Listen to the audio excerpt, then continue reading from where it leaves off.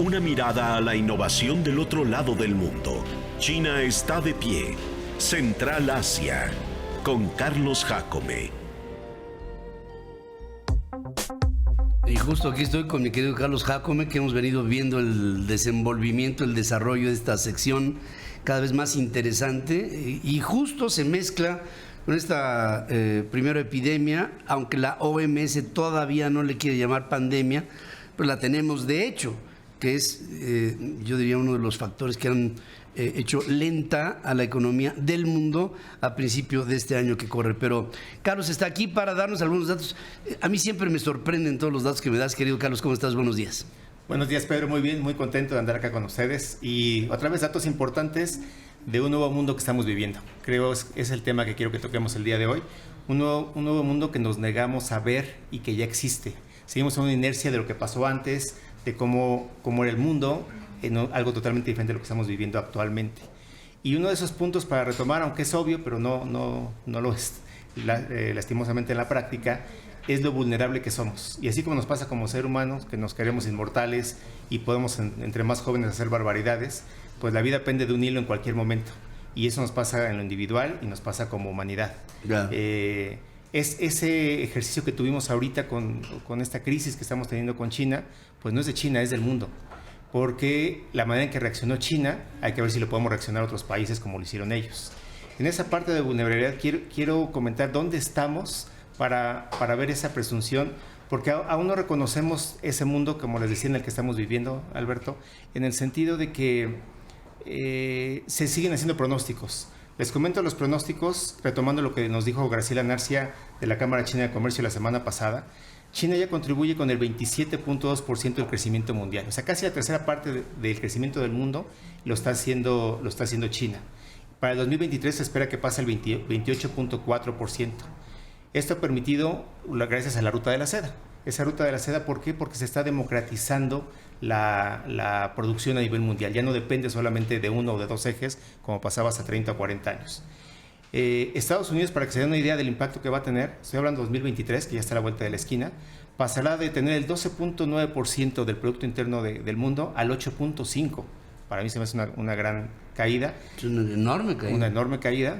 China va a pasar del 13% al 16%. Indonesia en cuarto lugar con el 3.7%. Y Brasil, si nos seguimos alentando como país, como México, va a pasar al quinto lugar en ese protagonismo. Le van a seguir Irán, Turquía, Indonesia, Bangladesh. ¿Cuál es el pronóstico antes del coronavirus? Porque creo que el mundo va a ser antes y después del coronavirus. Antes del coronavirus, la expectativa para el 2030 es China en primer lugar, con 64 billones de dólares. La India en tercer lugar, con 46 billones de dólares. Estados Unidos ya en tercer lugar, con 31, menos de la mitad de China. Indonesia en cuarto lugar y Turquía en quinto lugar. Esos van a ser los grandes protagonistas del crecimiento según lo que se ha esperado hasta ahorita. ¿Por qué China lo puede hacer más fácil? Porque China se está formando una cadena productiva en esa famosa ruta de la seda que lo hace menos vulnerable. Porque si le pega a él, no le va a pegar a toda la cadena y a todo el mundo no le conviene que eso pase. ¿Cuáles son las reflexiones que quiero compartir con nuestro auditorio el día de hoy? Lamentablemente esa desinformación que se vive en China y se vive acá, nos genera mucho la crítica infundada o estéril, diría yo, dada como siempre desde la ignorancia. Otra vez muchas críticas muy fuertes al estilo de vida desde la ignorancia de lo que pasa en China o cómo pasa en China. Nada más para recordarlo, China junto con el pueblo de Israel son las únicas dos excepciones de una cultura milenaria. Este año estamos celebrando el año 4716 de esa continuidad que ha tenido China. Y créanme que durante estos 4.000 años han pasado muchas crisis, tal vez peores que esta, y sin problema y siguen sin problema, así es. En 30 años, que es algo que hay que retomar, han sacado de la pobreza a cientos de millones de personas, que no es cualquier cosa, y nadie en la historia de la humanidad, ni ningún país lo ha hecho. Y eso tiene su propio peso, y ahorita ya se está convirtiendo en un país de innovación tecnológica. Sí es cierto que es un gobierno autoritario y centralista, que quieren que se pase, insiste Occidente, a que se pase a un modelo democrático. Bueno, vamos a ver qué pasa con esa discusión, pero gracias a esa mano dura, esa crisis se pudo resolver. ¿Por qué? Porque esos 40 millones o 50 millones que se pusieron en cuarentena ningún sistema político del mundo lo hubiera permitido.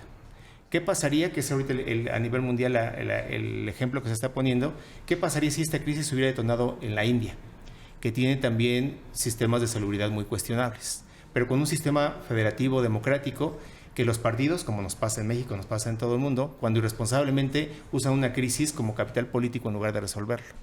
¿Qué pasaría si en la India tiene este problema? Estarían discutiendo qué hacer en lo que la pandemia se cubre. Sí. China hizo un manotazo, lo hizo muy fuerte, hizo algo que nunca se había visto, poner a millones de personas en cuarentena, cerrar ciudades, cerrar aeropuertos. Esa reacción que la OMS, la Organización Mundial de la Salud, está reconociendo y avala como algo extraordinario, la rapidez con la que los científicos están reaccionando, cómo se están responsabilizando, eso es algo único. ¿Dónde pondría las barbas a remojar? ¿Qué pasa en otro país? ¿Qué pasa si eso sucede aquí en México? Si seguimos discutiendo si el INSABI funciona o no funciona y qué va a pasar, ¿cómo vamos a poder reaccionar ante eso? Eso es lo que deberíamos estarnos preocupando antes de criticar lo que está pasando con China y sí avalarlo. Por ejemplo, una de esas críticas fuertes que yo no comparto la hace The New York Times, ¿no? En el que dice que se reaccionó lentamente a esta crisis y que eso avala las viejas costumbres que tiene China. Por Dios, o sea, la manera en que se reaccionó, claro que es criticable, claro que tiene unos errores, pero la manera en cómo ha respondido y cómo ha reaccionado a ese problema, retomo la frase con la que abrimos este programa de China está de pie, un problema en China se divide entre 1.400 millones de habitantes, una oportunidad se multiplica por 1.400 millones de habitantes, y es lo que está pasando ahorita, cómo China está reaccionando ante ese entorno y cómo es lo que está haciendo. Para cerrar, y es donde creo que como las crisis, como ha pasado con las guerras, esto puede detonar la economía, no solamente frenarla y catapultar aún más a China. Ahorita, bueno, el lunes empezó el gobierno a meter 1.2 billones de yuanes, hablando de nuestros billones, miles de millones de yuanes, 3 miles de millones de pesos se está inyectando a partir del lunes a la economía para inyectarla. A ver, 3 millones de pesos. Ajá, 3.6 billones de pesos. Billones de los nuestros. De los nuestros. O sea, la mitad del presupuesto nacional. Así es, mexicano, solamente para esta eventualidad. Anteayer ya lo metió el gobierno para decir sí, tranquilícense los mercados. Sí, porque viene una cifra como de 150,000 millones de dólares. Sí, en dólares son 178,000 millones de dólares. Pues ahí está. Es la mitad del presupuesto de México. Así es. Eso es lo que están ahorita para empezar. Para empezar. Así es. Así es lo que estamos hablando. Reaccionaron lentamente. Oye, hacer 2 hospitales, uno en 10 días, el otro en 12, uno para alojar a 1,000 personas y el otro para alojar a 2,500, con equipos, con médicos, con enfermeras, con laboratorios para la investigación de las vacunas que necesitarían, con conectividad tecnológica. No, es una...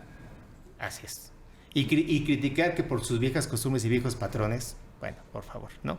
Y lo que pasa es que se basan los viejos economistas de Estados Unidos, se bajan en la China colonial, que está bien, existió y existe, y que dicen que incluso nunca van a rebasar a los norteamericanos porque la China colonial, cuando da una orden de Pekín, llega a una provincia ahí cerca de Rusia, pues ya para entonces ya se murió hasta el líder chino. Pero de todas maneras la conectividad está dándonos otra marca y pienso que esta forma colonial que la que podrán vivir internamente desde el punto de vista ejecutivo va a tener que evolucionar rápidamente, eso no me queda la menor duda. Cambia día con día y no han entendido precisamente ese cambio y lo quieren ver todavía bajo ese esquema anterior.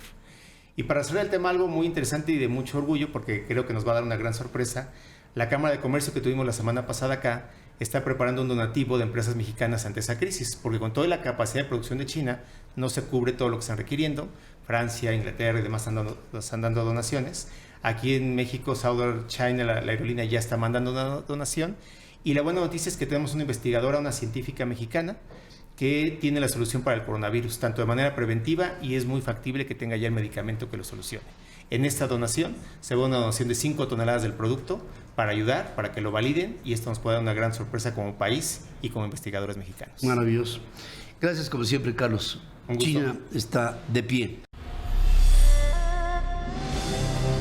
Una mirada a la innovación del otro lado del mundo. China está de pie. Central Asia. Con Carlos Jácome.